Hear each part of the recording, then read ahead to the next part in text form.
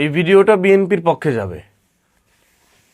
বিএনপির বর্তমান সরকারের শিক্ষামন্ত্রী তাকে মাইক নিয়ে বলতে দেখলাম, বা আপনারাও দেখছেন, যে বাচ্চা ছেলে মেয়েদেরকে বোঝানো হচ্ছে বা বলা হচ্ছে যে খালেদা জিয়ার নাতনি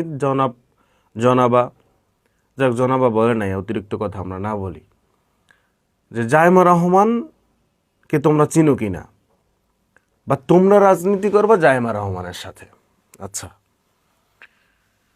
তো এখন এটা নিয়ে আমাদের ত্রিপক্ষিক বা নানান পক্ষিক চিন্তা ভাবনা, আমাদের ক্রিটিসাইজ, আলোচনা সমালোচনা, মতানৈক্য থাকতেই পারে, সেটা ডিফারেন্ট হতে পারে।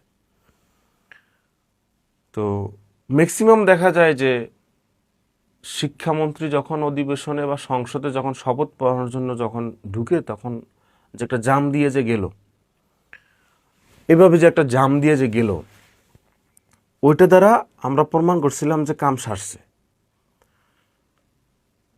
এখন এই যে এহসানুল হক মিলন সাহেব যে আসছে, পোলাপাইনের মোবাইল টেপা টিপি শেষ, পড়াশোনা করতে হবে, যে 2-3 ছেলে মেয়ে, মানে নামমাত্র সংখ্যা মাত্র বললাম আর কি, যে যারা বের হবে তারা বুলেট বের হবে, পড়াশোনার বিকল্প নাই।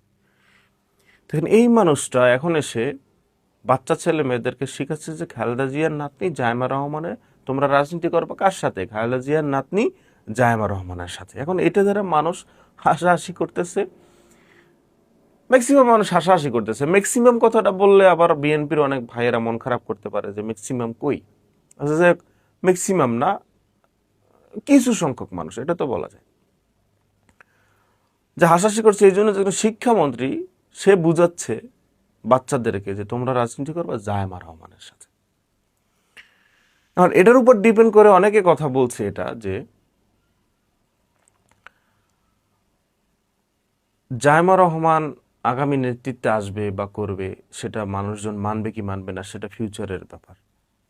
তো বাচ্চা ছেলে মেয়েদেরকে আপনি জাইমা রহমানের সাথে রাজনীতি করবে, এইটা বুঝানোর কে আপনি, বা কেন বুঝাচ্ছেন? আপনার কাজ কি এটা?